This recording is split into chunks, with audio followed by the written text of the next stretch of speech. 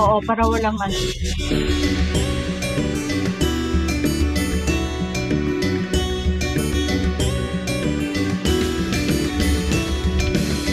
May isang bansa sa malayong silangan, upirang ngalan perlas ng silanganan. Ang kagandahan nito ay walang katulad, pinto, pilak, bulaklak ay namumukadkad.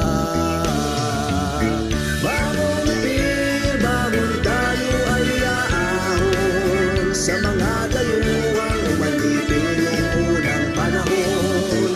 Tumindig ka, imulat ang iyong mga mata, panahon na sabi ng abayahawa. Hello po sa ating mga tagapakinig. Samahan niyo po kami sa ating pagtatalakay sa pagpapatuloy sa aklat ng Exodus.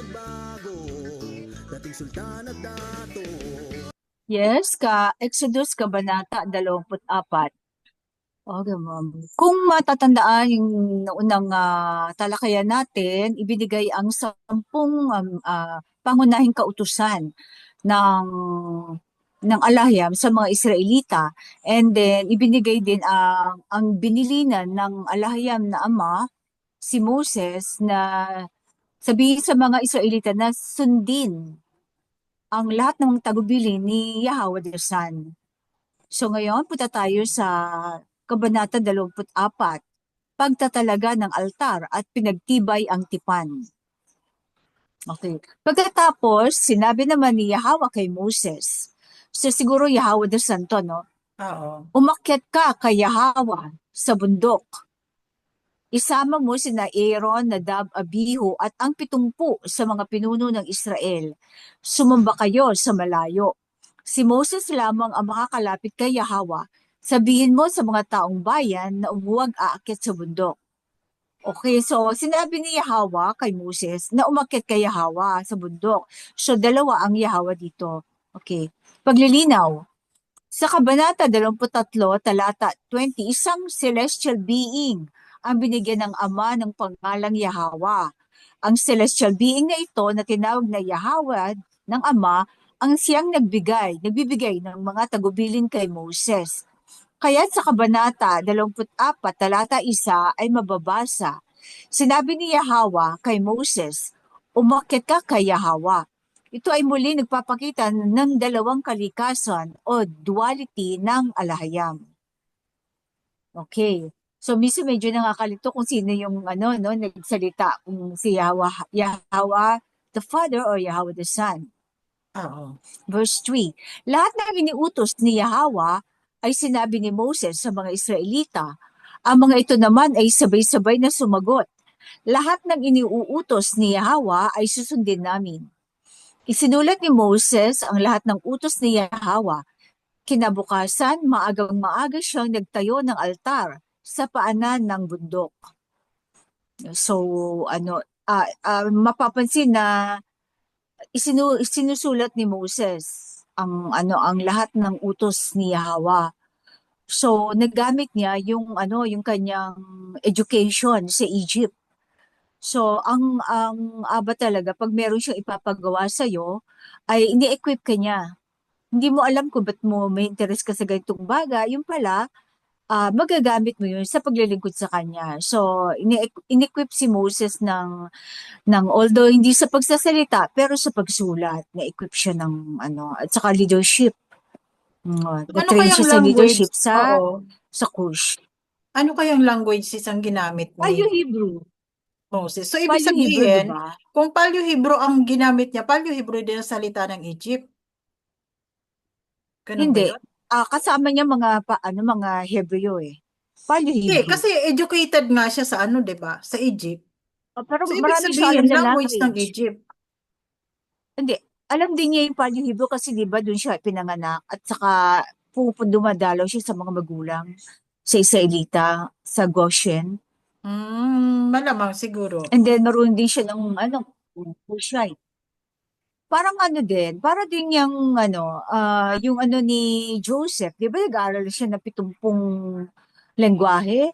Maaaring si Oo. Moses din ay pinag-aral din ng mga Faraon. Okay.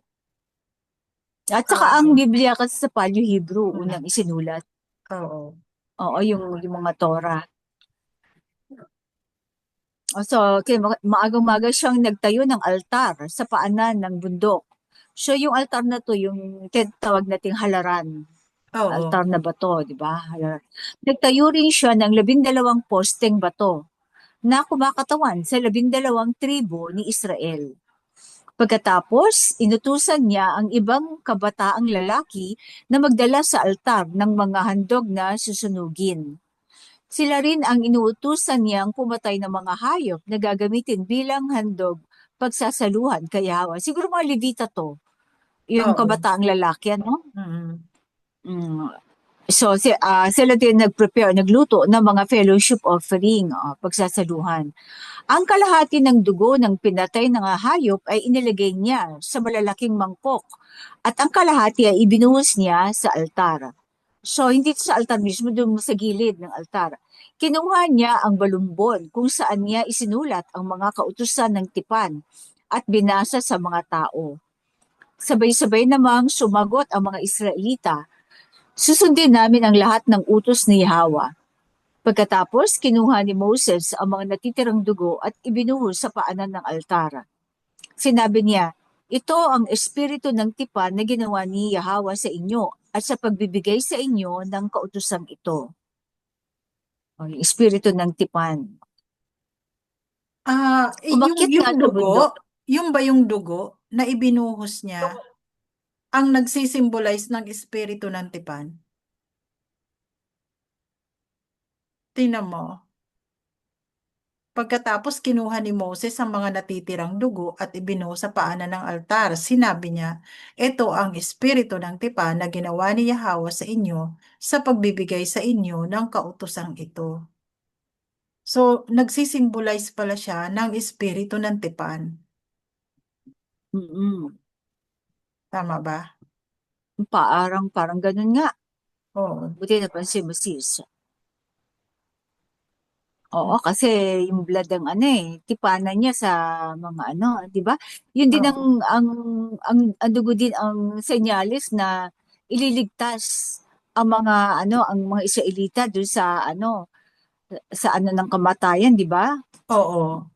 So, Oo. mapapansin natin dito na mahalaga talaga ang dugo sa alahayam. Kasi Nandun ang buhay. ang anong ginawa niya ding tipan kay Abraham ay na yung pagpapadugo, yung Oo. pagtutuli. Circumcised. So, yung circumcision, eh may dugo din yun. Oo. Di ba?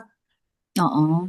Oh, tapos yung ano, nung iniligtas ang mga Israelita, kailangan maglagay ka ng ano, ng dugo sa pinto Mm. para hindi Kaya papasok yung bawat kamatayan. pag-aalay, 'di ba?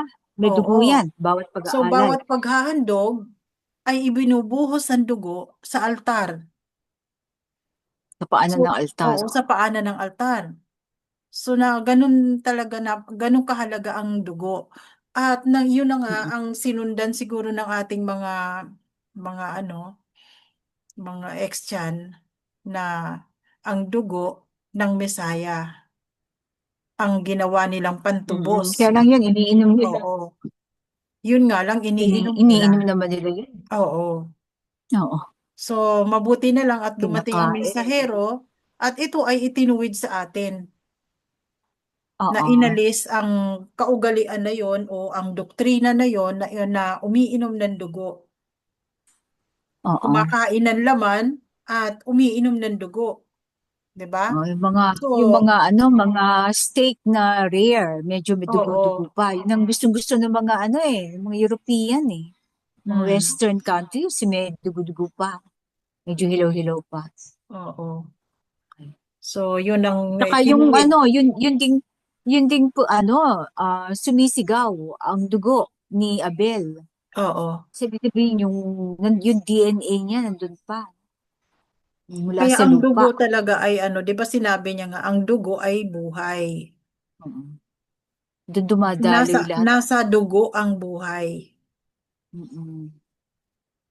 Kaya pinagbabawal niya sa atin ang pagkain ng mga hayop na mayroon pang dugo kasi nasa dugo daw ang buhay. Parang ano din yan na, figurative yan, dugo ilahi, ano. Oo. Kaya ito pala Mm, ang simbolo ng espiritu ng tipan, ang dugo. mm. Okay. Na sa bawat paghahandog, ibinubuhos ng saserdote ang dugo sa paanan ng altar. Mm. Yung At least, pagpapadugo. oo. Kaya ano eh, kaya ayaw ng mga Egyptian, 'di ba? Hmm. Kasi Oo. dugo ang ano nun eh, karumal-dumal para sa kanila yun. Oo. Verse 9 tayo. Verse 9, Okay. umakyat nga sa bundok sina Moses, Aaron, Nadab, Abihu at ang 70 pinuno ng Israel. Nakita nila ang alahayam ng mga Hebreo. Sa ilalim ng kanyang mga paa ay parang isang sahig na gawa sa lapis lazuli na kasing azul ng langit. Okay. Ngunit hindi itinaas ni Yahawa ang kanyang kamay laban sa mga leader ng mga Israelita. Nakita nila si Yahawa at sila ay kumain at uminom. Yun. Okay. Si Yahweh dasal nga Paglilinaw. ito, 'di Ang ba? Yahawa na nakita ni na Moses, Aaron, Nadab, Abihu at mga matanda ay ang makalangit na nilalang o celestial being na pinangalan ng Yahawa ng Ama. Siya ay si Yahawa ang anak at hindi si Yahawa na Ama. Hindi ko magalaw yung aking notes. Walang sino man ang nakakita sa Ama maliban sa anak. Sa unang aklat ni John 1 verse 18 at 6 verse 46. Okay. Ah, sa verse 11, ngunit hindi itinaas ni Yahawa ang kanyang kamay laban sa mga leader ng mga Israelita.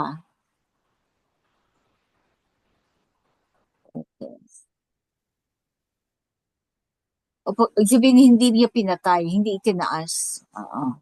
Hindi niya kinalaban. Kasi, di ba, ano yan, supposed to be, hindi sila lalapit. Okay. Verse 12, bago wala nangyari. Sinabi ni Yahweh kay Moses, umakyat ka rito, maghintay ka at ibibigay ko sa iyo ang mga tapyas ng batong kinasusulatan ng mga kautusan at mga tagubilin o Torah. So hindi lang sa sulat ha, itatatak talaga sa bato. Sinulat ko ito upang maging tuntuning ituturo mo sa mga tao. Umakyat nga si Moses kasama ang lingkod niyang si Joshua. Bago siya lumakad, sinabi niya sa mga pinuno ng Israel, hintayin ninyo kami rito. Kasama ninyong maiiwan sina Aaron at Hur. Sila ang inyong lapitan sakaling magkaroon ng anumang usapin sa inyo. Umakyat si Moses sa bundok at ito ay natakpan ng ulap. Ang bundok ng Sinai ay nalukban ng kaluwalhatian ni Yahawa. 6 na araw itong nabalot ng ulap. Nang ikapitong araw, si Moses ay tinawag ni Yahawa mula sa gitna ng ulap. Nakita rin ng mga Israelita ang kaluwalhatian ni Yahawa na parang nagniningas na apoy sa taluktok ng bundok. Si Moses ay unti-unting natakpan ng ulap habang umaakyat.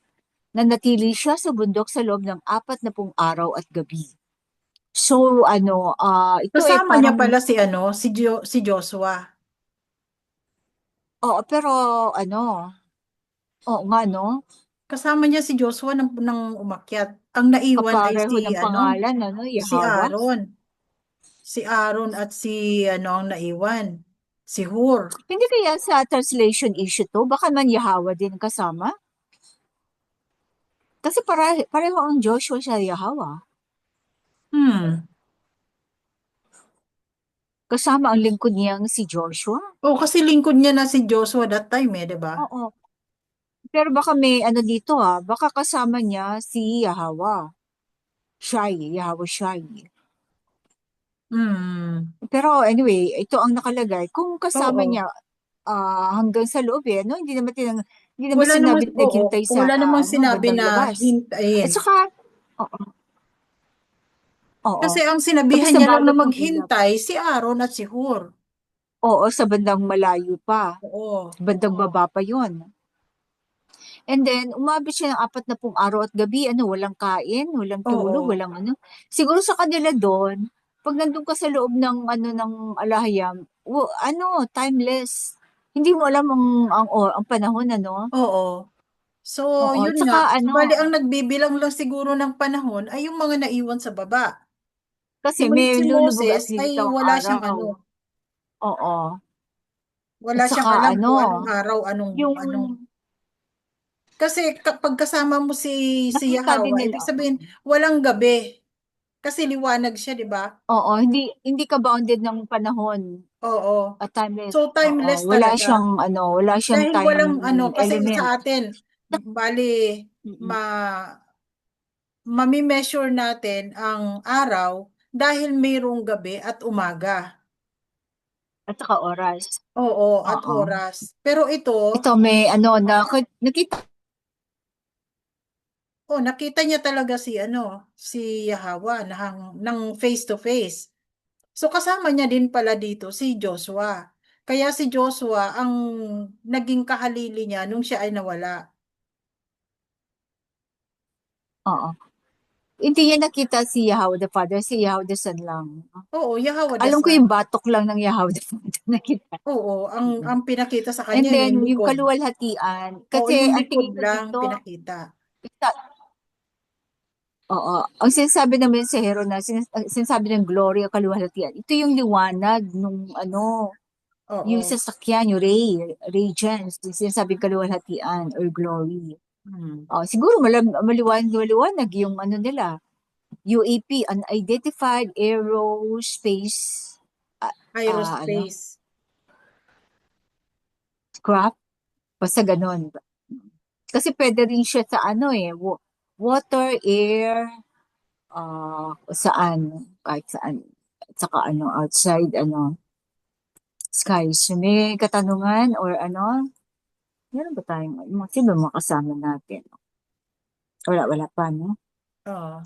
So, proceed ako, Kabanata 25, para makaano tayo, Okay, mga sige. handog para sa santuario. Pwede yung mag-comment yung mga may katanungan sa ano sa YouTube para ma-discuss po. Mga handog para sa santuario. Sinabi ni Yahweh kay Moses, sabihin mo sa mga Israelita na maghandog sila ng kaloob sa akin. Tanggapin mo ang mga buong pusong inihandog nila. Ito ang mga handog na tatanggapin mo. Ginto, pilak, tanso, lanang kulay asul, kulay ube at kulay pula, mga pinong telang lino at hinabing balahibo ng kambing, balat ng lalaking tupa na kinulayan ng pula, mainam na balat at kahoy na akasya, langis para sa ilawan at pabangong panghalo para sa langis na pampahid at para sa insenso. Maghahandog din sila ng mga alahas na kornalina at mga mamahaling alahas na pampalamuti sa ephod at sa pectoral o breastpiece ng pinakapunong saserdote. Ipagpagawa mo ako ng santuaryo na titirhan kong kasama nila. Ang santuaryo at ang lahat ng kagamitang ilalagay roon ay gagawin mo ayon sa planong ibibigay ko sa iyo. So, ang ano pala, punong saserdote lang ang nakapektoral o yung breastpiece, hindi Oo. lahat ng ano, Oo, hindi ng lahat ng na anoint. saserdote. Oo. So, yung punong saserdote lang. Ang kaba ng batas ng tipan. Ito na yung ano, Ark of the Covenant. Gumawa kayo ng isang kabanayari sa akasya, 2.5 siko o 1.1 meter ang haba, 1.5 siko o 0.7 metro ang luwag, at 1.5 siko o 0.7 meter ang taas. Balutin ninyo ito ng lantay na ginto sa loob at labas. Ang mga labi naman ay lagyan ninyo ng buldurang ginto. Ang mga labi naman, moldurang ginto.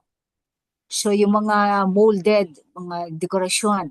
Gagawa rin kayo ng 4 na argolyang ginto na ikakabit sa 4 na paa ng kaban. Parang singsing to yung argolya, no? Oo. Tigalawa sa magkabila. Gumawa rin kayo ng kahoy na pampasa na yari sa akasya. Pabalutin din ito ng ginto. At isuot ninyo ang mga ito sa mga argolya sa magkabilang gilid ng kaban upang maging pasanan ninyo o pasanan nito. Huwag ninyong aalisin sa argolya ang mga pasanan. Ang dalawang tapyas na bato ng batas ng tipan na ibibigay ko sa iyo ay ilalagay mo sa kaban. Gumawa ka ng luklukan ng awa o atonement cover na yari sa purong ginto. So ito yung cover, no? Ang Hmm. haba nito ay 2.5 siko o 1.1 meter. So kasing haba din ng kaban. At 1.5 siko, 0.7 meter naman ang luwang. Lalagyan mo ng 2 kerubing ginto ang 2 dulo nito, tig-isa sa magkabilang dulo. Parang hawakan siya, no? Iniihinang ang mga kerubin upang ito at ang luklukan ng awa ay maging isang piraso. So, mercy seat ang tawag ng mga dito sa English. Gawin mong magkaharap ang 2 kerubin na parehong nakatungo at nakabuka ang mga pakpak na nilulukuban ang luklukan ng awa. So may pakpak yung 2 kerubin. Ilalagay mo ito sa ibabaw ng kaba na kinalalagyan ng 2 tapyas na bato ng kautusan ng tipan na ibibigay ko sa iyo. Doon tayo magtatagpo sa may luklukan ng awa sa pagitan ng 2 kerubin. Doon ko ibibigay sa iyo ang kautusan ko sa mga Israelita. So, kung imaginein mo, doon sila magkikita siguro face to face sa kabilang side ang alahayam or ano. Ang na-imagine ko nga sa ibabaw nun pero hindi daw kasi parang upuan lang yun eh. Yung kaban, Oo. isang laki lang ng kaban. Kaya ang mga Pagitan, Ophir, sa mahilig sa kaban, pagitan, di ba? tingnan mo, sa pagitan ng 2 kerubin. So, gaano kalaki ito? Oo. Naluklukan ng awa. 1.1 meter ang haba eh. So, parang yung kaban ng mga baul ng ating mga ninuno, yung mga baul, ganun Hmm, kalaki. oo. Pero ang Mahigit isang magkikita metro. siguro sila sa magkabilang nasa gitna nila itong luklukan ng Side, oo. awa. Tapos sila ay Oo, kasi magmi-meet yan sila. eh, may dala siyang, oo, may insenso kasi yan eh. Di ba binubuksan yung insenso pag tas uusok, patatabunan ng usok. Kasi patatabunan ng usok ang paligid, doon nagpapakita ang alahayam. Pero madadaanan natin yun kung papaano. Sige. ah, Okay, tuloy tayo. sa makikita. So, paglilinaw. Nang itayo ang permanenteng templo. So ito advanced to, no? Ang punong Oo. saserdote ay tatanggap ng mga tagubilin mula kay Yahawa sa ilalim at sa pagitan ng 2 higanteng kerubin. Okay, may 10 siko ang taas nito, kung saan ilalagay ang kaban ng tipan. Ang 2 maliit na kerubin sa takip ng kaban ay hindi dapat mapagkamalang katulad ng 2 higanteng kerubin. Kasi ang alam ko yung maliit na kerubin sa ibabaw ng ay nakayuko, Oo. nakaluhod, nakayuko. Oh, Samantalang ang parang 2 higante naalala ko, ito yung ay ito yung nakatayo. ito yung pinapadrawing ng Dinodrawing mensahero. natin. O, hindi no Oo. drawing natin Oo. nung kasama natin ang mensahero. Oo. Kerubin. 10 siko sa magkabila ng kaban ng tipan. Sa unang mga hari, 6:26 verses 23 to 28. Okay. Lipat ko lang tong ah,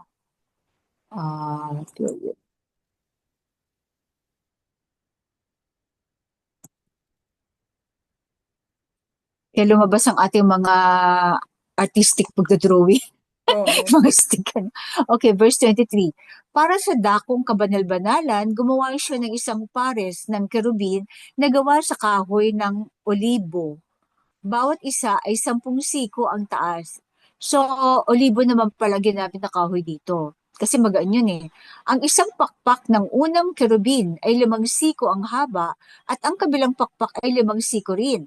10 siko mula sa dulo ng isang pakpak hanggang sa kabila. Ang pangalawang kerubin ay may sukat ding 10 siko sapagkat ang 2 kerubin ay magkapareho ng sukat at anyo. Subari twin, no? Ang taas ng bawat kerubin ay 10 siko. Subali square kung diameter at saka inilagay niya ang mga kerubin sa loob ng dakong kabanal-banalan ng templo na nakabuka ang kanilang mga pakpak.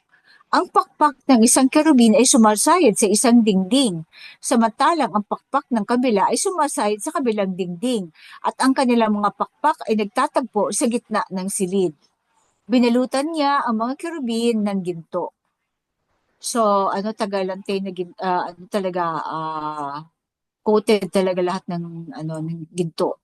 Hindi Ang ito nagawa mesa ng ano? tinapay na handog. Ano Gagawa si ka rin ng isang ano? si hindi ito nagawa sa ano no? Sa temple. Hindi. Hindi Hindi. pa nagawa. Kasi ang Hindi. ginawa Pero nila alam ko oo, yung yung corona agila kasi ay ang ano ginawa eh. nila eh. Naipon na yung ginto. Oo, at saka may ano, yung bata ng agila, ano din yun. Saka yung Oo. ano, alam ko yung corona ang nauna. Kaya lang Hmm. ibang corona ang ginawa nila. Baka binili lang nila yung saan. Oo. Anyway, ang mesa, sino ka nagsusuot dun ngayon, no, na corona ngayon? Ewan ko. Baka si Mahan. Ang mesa ng tinapay na handog. Gagawa ka rin ng isang mesang yari sa akasya na 2 siko o 0.9 meter ang haba, 1 siko o kalahating metro ang lapad, at 1 kalahating siko o 0.7 meter ang taas. Balutan mo ito ng purong ginto at paligiran mo ng buldurang ginto.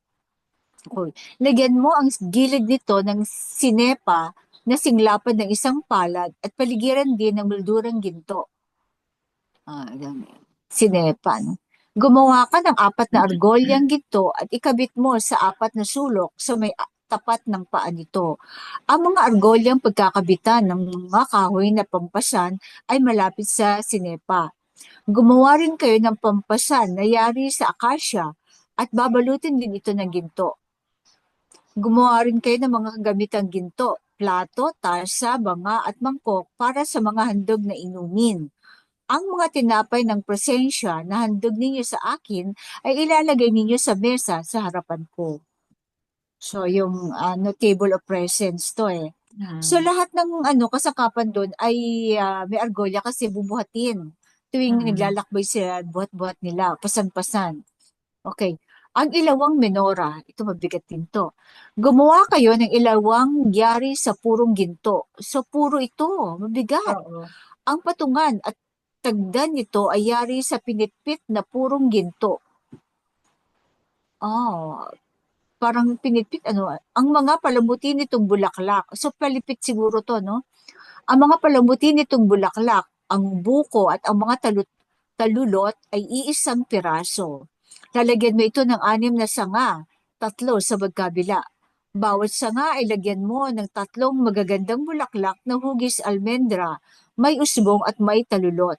So, pati yung design, din, ano niya, Oo. no, specified. Oo. Ang tangkay naman ay lagyan mo rin ng 4 na bulaklak na tulad ng nasa sanga. Lalagyan mo ng usbong sa ilalim ng mga sanga, isa sa ilalim ng bawat 2 sanga. Ang mga usbong, mga sanga at ang tagda ng ilawan ay gagawin ninyong isang piraso na gawa sa purong ginto. Gagawa kayo ng 7 ilaw para sa mga patungang iyon. Patungang ito. Iayos ninyo ito upang ang liwanag nito ay nasa harapan ng ilawan. So, isang direksyon lang ang ilawan, hindi siya paligid, sa harap lang. Ang pang-ipit ng mitya at ang patungan ay dalisay na ginturin. Okay. Yung pangpatay, pangputol ng mitya. Sa lahat ng ito ay isang talento, 35 kilo ng purong ginto ang gagamitin niyo. So, ang total niya ay 35 kilos. Hmm. Sundin mong mabuti ang planong ipinakita ko sa iyo sa bundok. So, hindi siya ganun, kung 35 kilos, at ang isang bareta, 1 kilo, maliit lang yun eh. Kung 30, Oo. malaki-laki din siya, no? At Hmm. saka hindi siya hollow, hindi sinabing hollow, di, mabigat to. Oo. So, kung, Kasi mm, ano eh, parang isang stand tapos mayroong 7 na ilawan. oo, kailangan mabigat yung stand na yon kasi Oo. para mabuhat niya yung 7 sanga. Okay. So, Kabanata 26, sana yung mga ay Masundan nila, no? Ang tabernakulo ng Alhayam. Para sa tabernakulo, gumawa ka ng 10 pirasong tela na yari sa telang lino na habi sa lanang kulay asul, kulay ube at kulay pula. So medyo mahal ang paggawa nito ng mga kulay. Ano Hmm. kayang ginamit nila pang kulay? Ano? Hindi naman pwedeng ano ah. Mga, Okay, ito ay dapat bordahan ng larawan ng ano yan, kerubin. kahoy. Ang haba ng bawat piraso ay 28 siko o 13 meters at 4 na siko o 2 metro naman ang lapad. Pagkakabit-kabitin ninyo ito ng tiglilima. Ang tig-isang gilid nito ay lalagyan ninyo ng silo na yari sa taling asul. Tig-50 silo ang ilalagay ninyo sa bawat piraso. Gumawa ka ng 50 kawit na ginto at ang mga ito ang gagamitin ninyo para pagkabitin ang 2 piraso. Parang hook at saka ano, yung ano, tali ang ano, ang pangkabit. Sa ginto tayo, hindi sila pwedeng gumawa ng ibang ano kasi powerful yung ano eh, yung kabanantipan, di ba? May ano yan, electric current yan. May energy na hindi pwedeng ordinaryong ano, baka lang o tanso ano.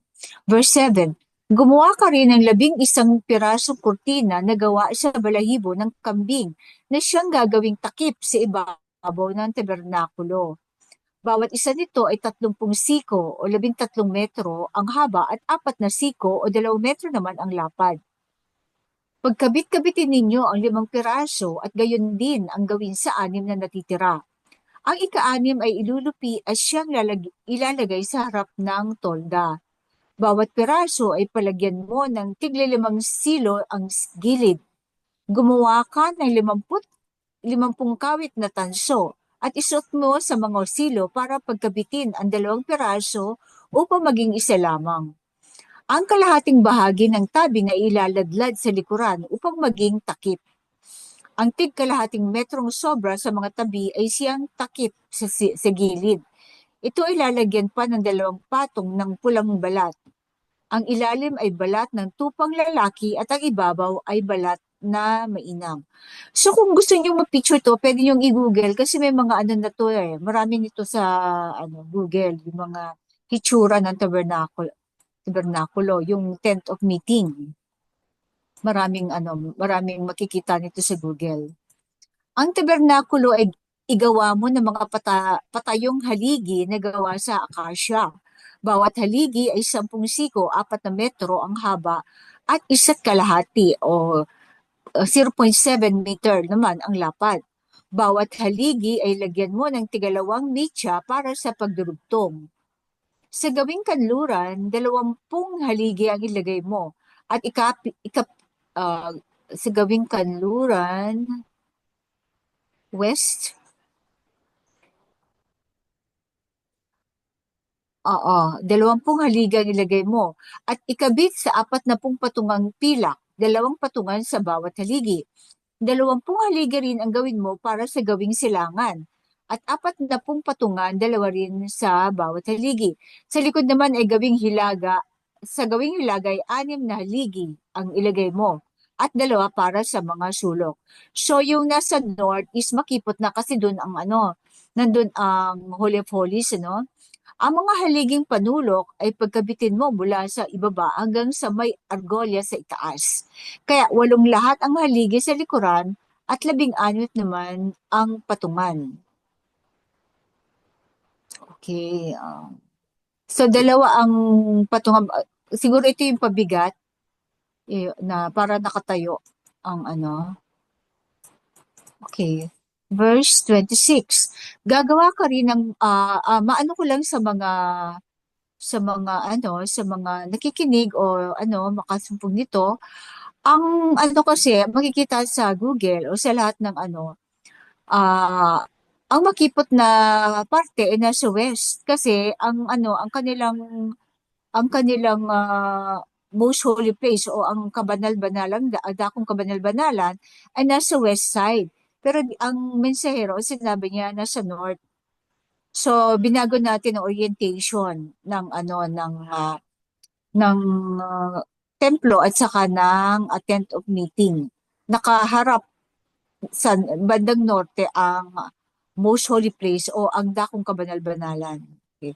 Verse 26, gagawa ka rin ng pahalang na haligi na yari sa akasya, 5 sa isang tabi, 5 sa kabila at 5 sa likod sa gawing hilaga.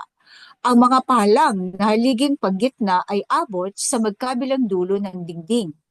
Ang mga patayong haligi ay balutin mo ng ginto at kabitan ng mga argolyang ginto na pagsusuotan ng mga pahalang na haligi na binalot din ng ginto.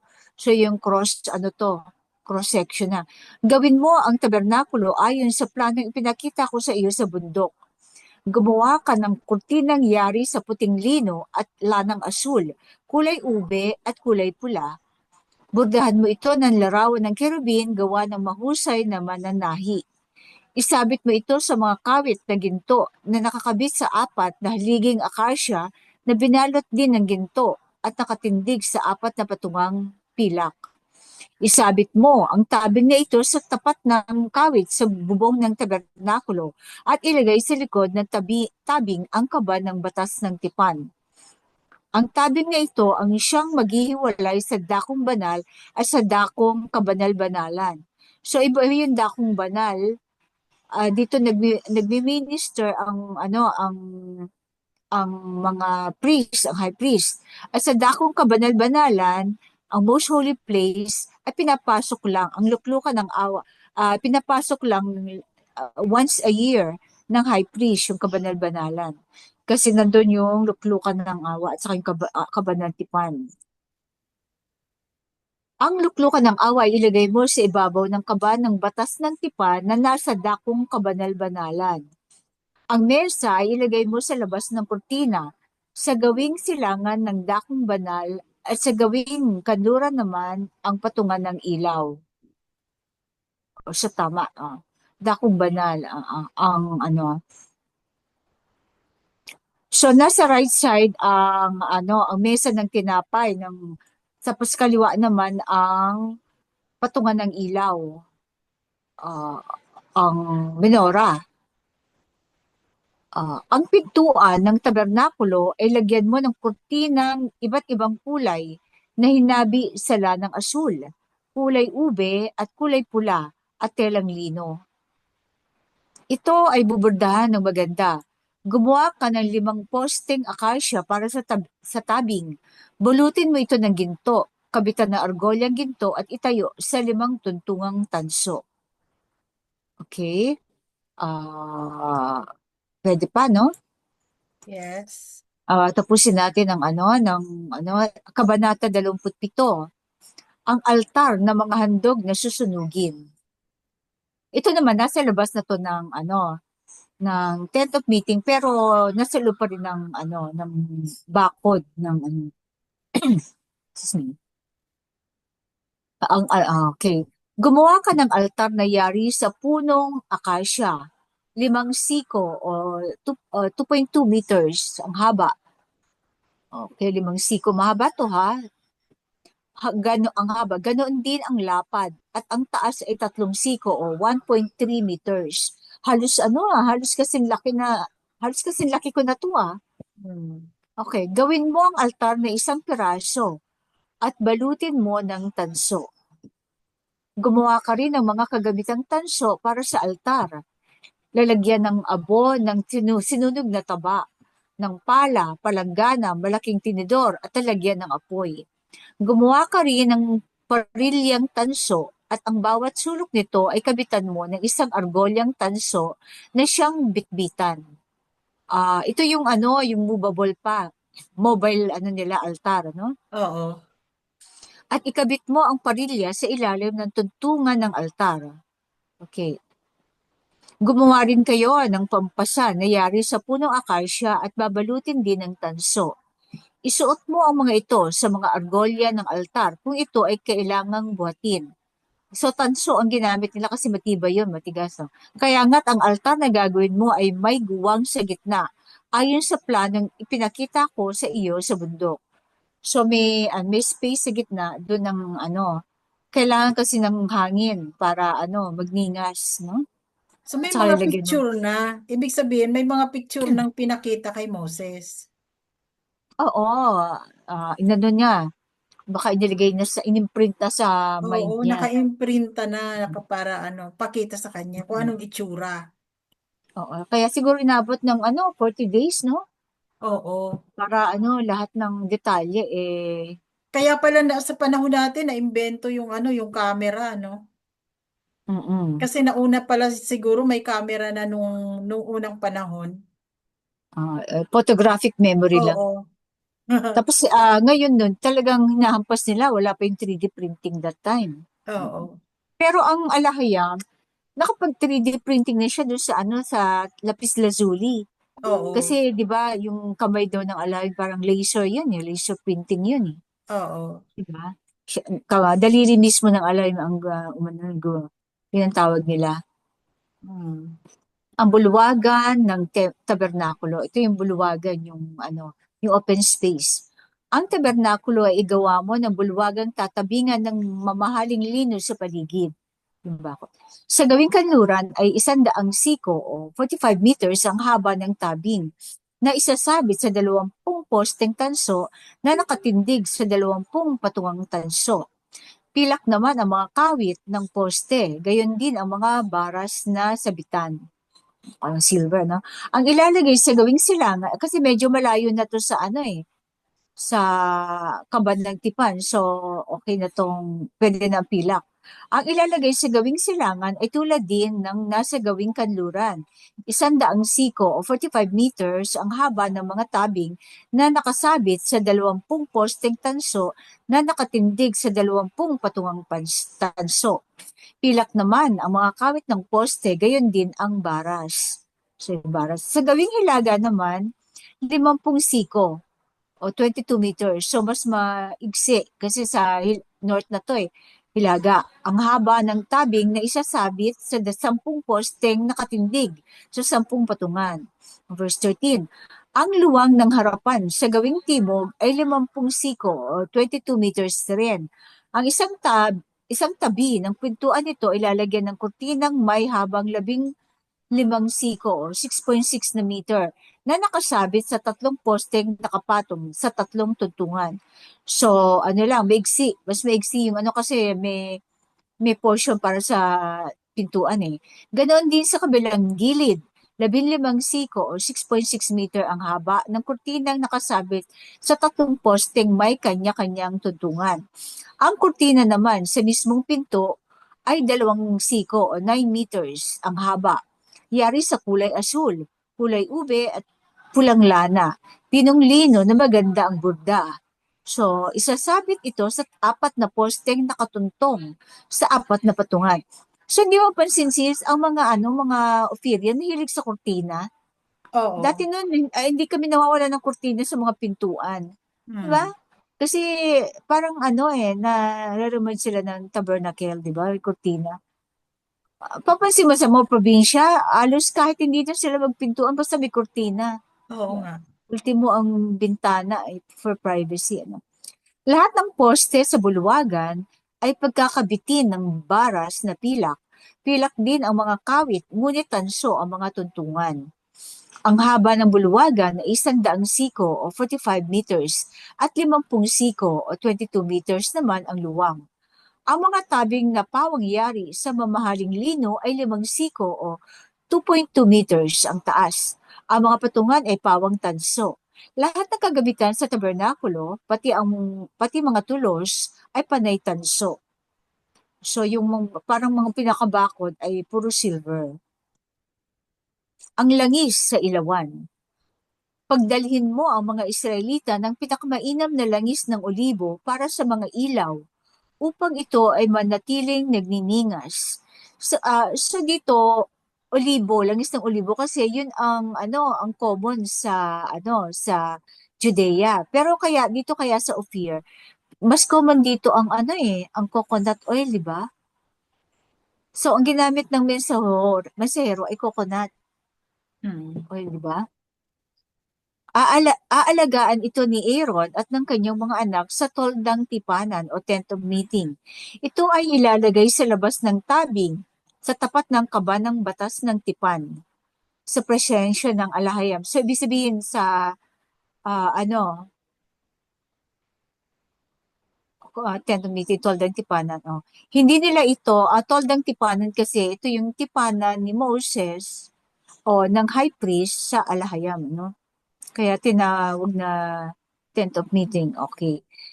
Ah, hindi nila ito pababayaang mamatay mula hapon hanggang umaga.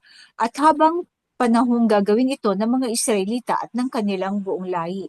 So ito yung nasa gitna ng dakong banal. Pero sa labas ng dakong kabanal-banalan. Nandito sa dakong banal kasi tuwing ito yung umuusok ng ng makapal at doon nagpapakita ang alahayam. Pag papasok ang saserdote sa loob, yung punong saserdote once a year. Okay, so ito ay binubuksan umaga sa unang 'di ba, hanggang gabi. At habang panahong gagawin ito, okay. Maghapon lang. Okay, may panahon oras pa ba sis? Pwede pa isang kabanata. Okay. Ito, so, Kabanata 28, ang kasuotang pang-saserdote. Ito. Ipatawag mo ang kapatid, nasa mga Google din ito para maano. At Ah, saka yung ginawang unang uniform na ginawa ng mensahero para sa mga saserdote, di ba?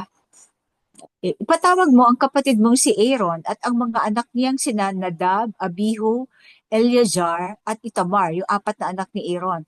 Ibukod mo sila sa karamihan ng mga Israelita upang maglingkod sa akin bilang mga saserdote. So, nakabukod sila para hindi sila ma-defile. Okay. Okay, verse 2. Okay. Ipagpagawa mo ang kapatid mong si Aaron ng maganda at marangal na kasuotang nararapat sa kanyang banal na gawain. Ang mga kasuotang ito ay ipagawa mo sa mga taong binigyan ko ng kahusayan sa paggawa nito. So siya talaga nagbibigay ng kahusayan sa isang oo. taong gagamitin niya, no? Kailangan ito ni Aaron sa pagtatalaga sa kanya at paglilingkod niya sa akin bilang saserdote. Ito ang kasuotang ipapagawa mo. Pectoral, ephod, abito, mahabang panloob na kasuotan, turbante at pamigkis. Ipagpagawa mo ng sagradong kasuotan si Aaron at ang mga anak niyang lalaki upang magamit nila sa paglilingkod sa akin bilang mga saserdote. Ang mga kasuotang ipapagawa mo ay gagamitan ng ginto, lanang asul, morado at pula, at pinang sinulid na lino. Okay. Yung mga hindi masyadong maintindihan kung ano yung mga lana, yung mga pwede niyang itanong si AI o i-Google to, no? So, Hmm. yung tulad ng ephod, ano ba yung ephod? Ang ephod ay gagawin Makikita nilang naman yan. yan, kumbaga, may mga Uh, picture na kasi na parang, sa image. oo, Click yung image. according to description dito sa Torah, nagawa na nila yan ng mga images. So, madali na itong Mm-mm. makita kung anong itsura ng ipod, 'di ba? Mm. Yung ipod ata yun nasa no? Sa balikat, no? Oo, sa Ang balikat. ipod ay gagawin nilang yari sa ginto, lanang kulay asul, kulay ube at kulay pula, at hinabing telang lino at bubordahan ng maganda. Palagyan mo ito ng 2 tali sa balikat na siyang magdudugtong sa harap at likod. Okay. Kabitan ito ng mapamigkis na yari din sa ginto, lanang asul, kulay ube at pula at hinabing telang lino. Kumuha ka ng 2 batong corner na lina at ipaukit mo roon ang pangalan ng 12 anak na lalaki ni Israel o Jacob. Tig-anim sa bawat bato ayon sa pagkakasunod ng kanilang kapanganakan. Ipagawa mo ito sa mahusay na platero o goldsmith, at ipakabit mo ito sa lalagyan ginto.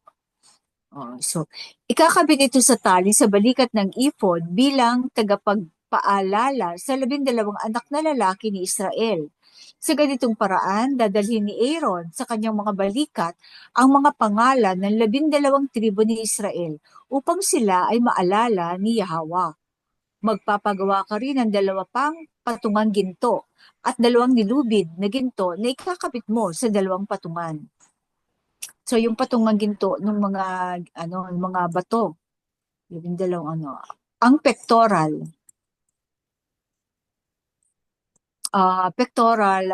anong ano ito? Verse 15, ano nga ba pectoral?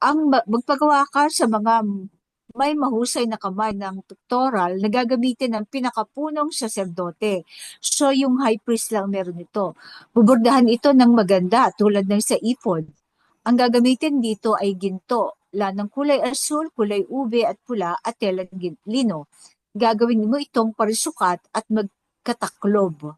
Yun yung nasa dibdib at saka Oo, sa nasa likod. dibdib.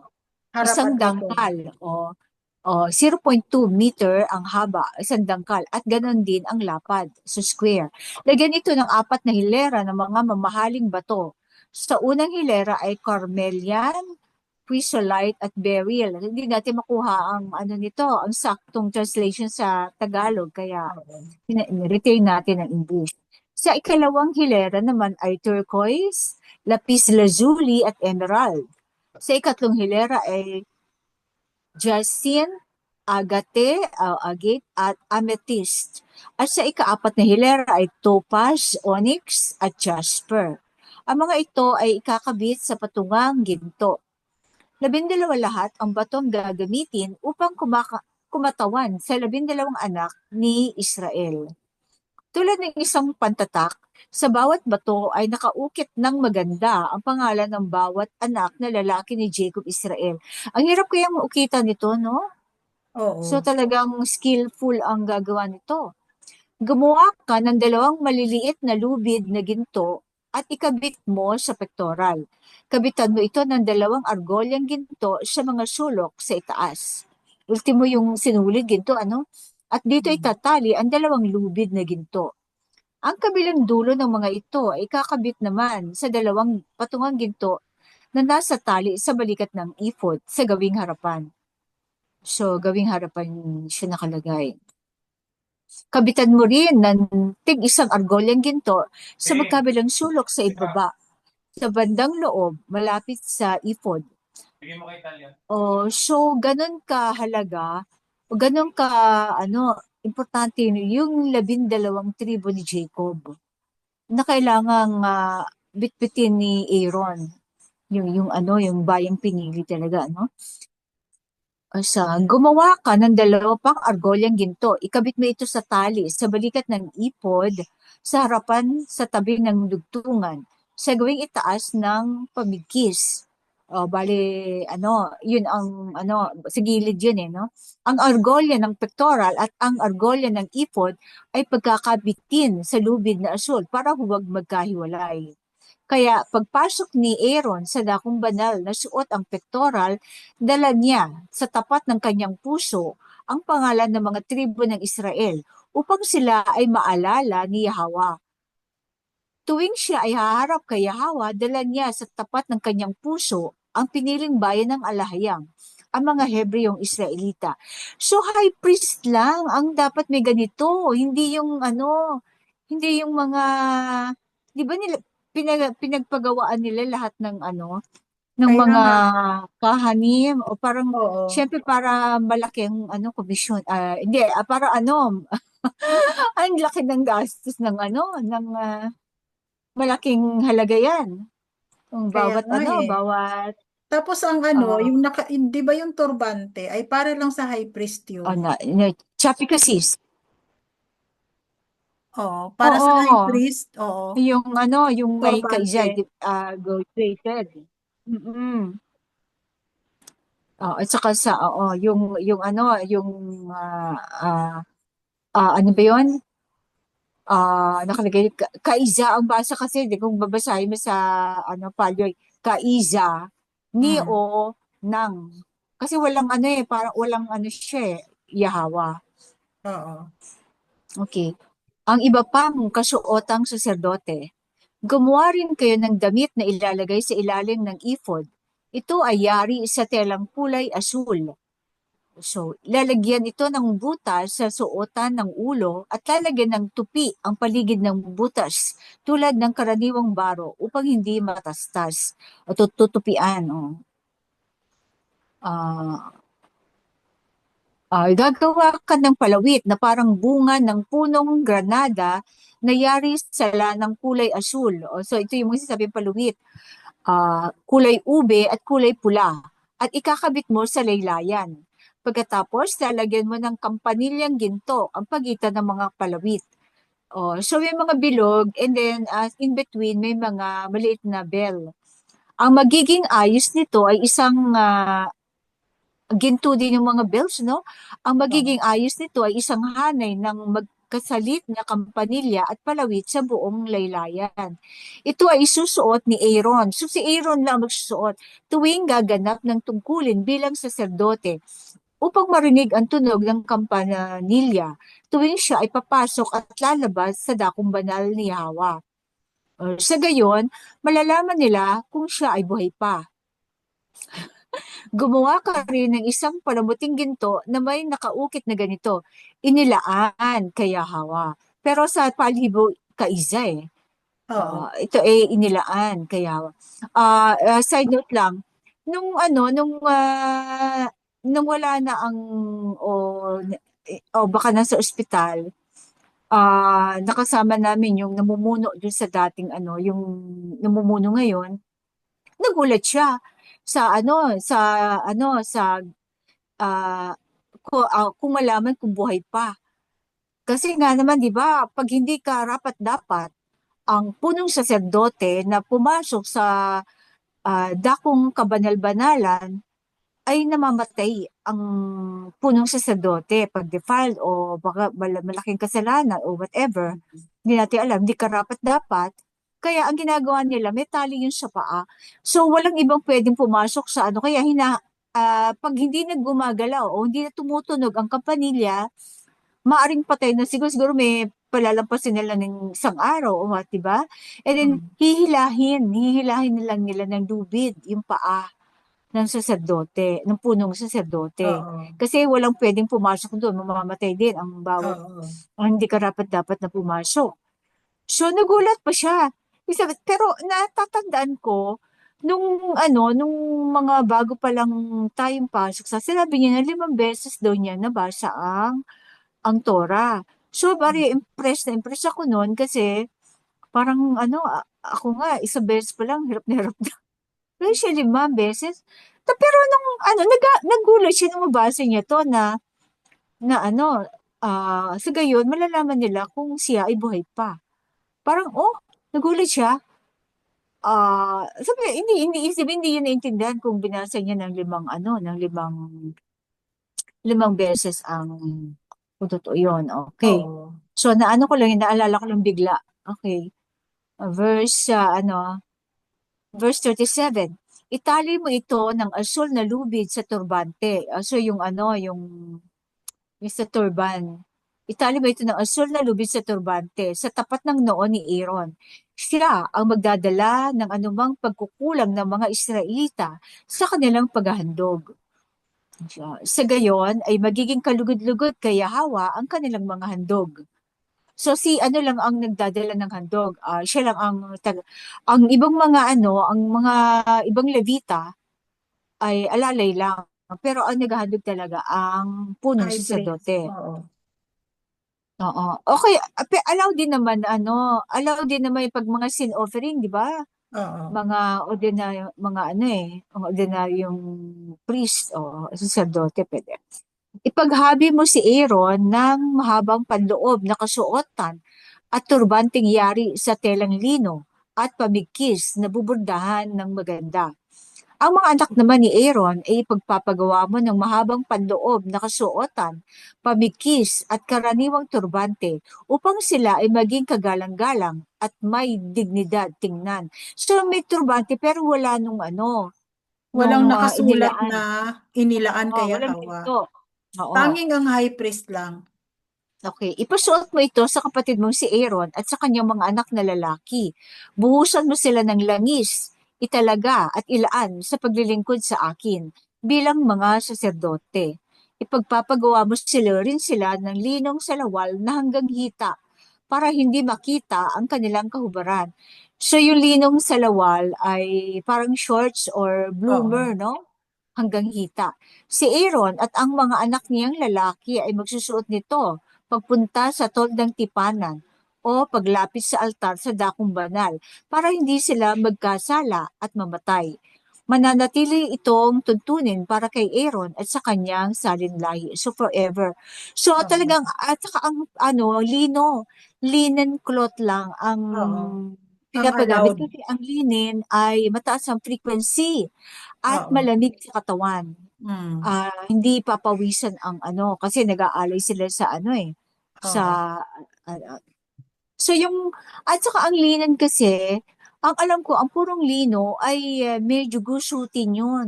Pero yung ginamit ng mga natin, parang hindi ginagugusot. Hindi, kaya na kung ano ba to, linen ba talaga? O Actually, siguro may halo. oo. Baka may Actually halo kasi ang siya. linen kasi ay hindi siya gusutin, sis. Ang Hindi ba? linen. Oo. Baka yung high grade na linen, ano? Mm. Yung Ah, ano ata ito eh. Sa balat ng pinya, ay balat, dahon ng pinya no. Hindi, hindi. Meron talaga halaman na kinukuha na ng linen. ng linen. Ang pinya is, Hindi kasi, pinya. oo, alam ko madulas din ang ano eh, ang gawa sa pinya. Kasi tanda mo noon, nung ang ospital noon, ang ginagamit ay linen. Nung panahon na ni,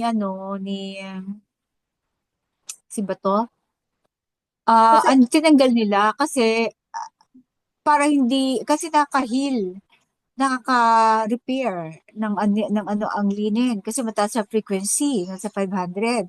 ngayon kasi Pinalitan ng mga sis, cotton. ang gamit ng mga ospital na tinawag nilang linen ay puro Cotton. cotton. Cotton na. Kaya nga Oo. binaba nila ang frequency. Oo. Dati noon linen lang ang ginagamit. Ah, sino nga ba yung So, yung itong mga kasuotan na ito na nabasa natin ay hindi siguro ito pinag-aralang mabuti ng ating mga naunang saserdote.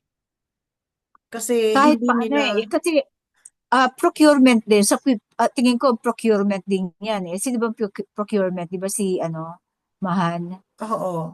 Oh, Pero so yung unang, 'di ba yung unang saserdote natin ay si yung natanggal hindi naman naalala mo sila na bumibili kasi ng nagsuot tela ng eh.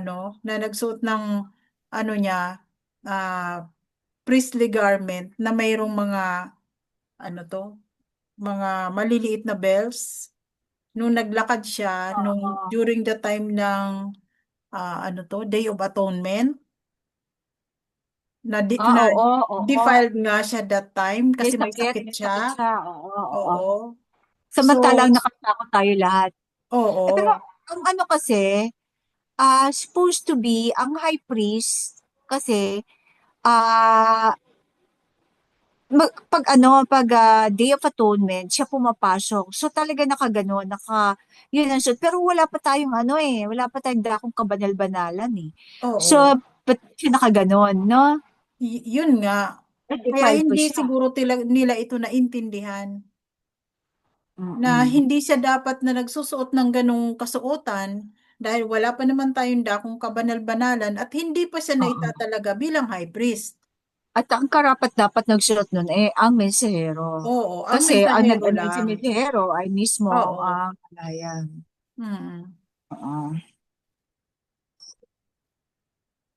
So, mahaba na ba Okay, yung so, ating oo. So, pansamantala muna nating tatapusin dito sa Kabanata 28. Oo. So, mag-marker muna Kasi tayo dito. tama. Kasi paghihiraw ng mga saserdote to. So, nandito yung Oo. So, marker na tayo sa 29. kaya ang patutugtugin sis Daya ngayon.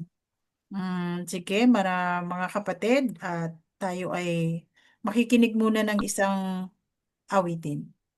Bagong awitin, hindi Bagong defiled. awit. Okay.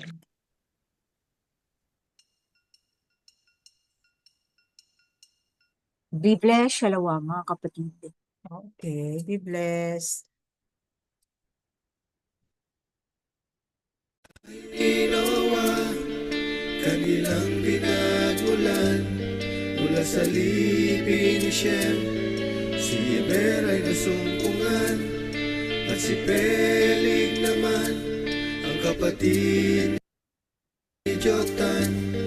Ang angkan ng Bisaya, siya ang pinagmulan.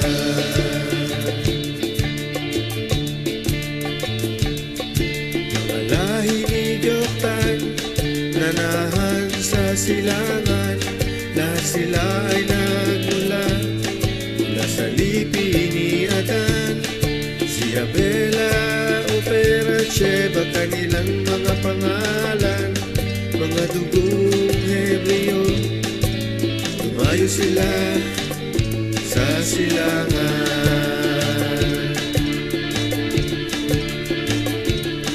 Sa paglipas ng araw at mga buwan, lahing Ofer ay tila di matagpuan.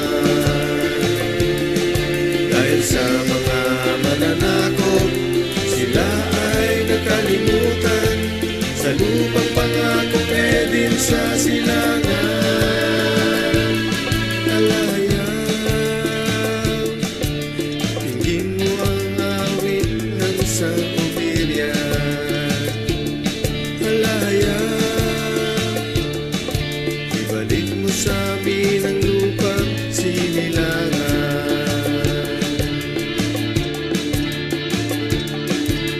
Ang lahi ni Noah, kanilang pinagmulan mula sa lipi ni Shem.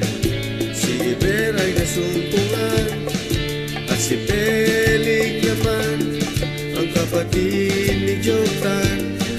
Ang angkan ng Bisaya, siya ang pinagmulan.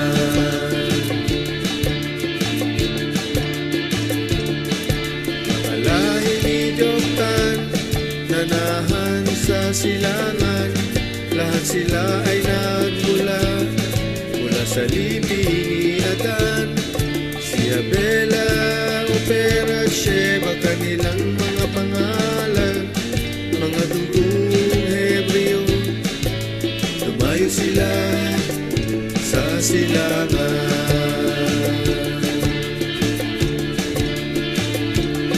Sa paglipas ng araw at mga buwan, lahing Ofer ay tila di matagpuan. Dahil sa mga mananakop, sila ay nakalimutan sa lupang pangakong Eden sa silangan.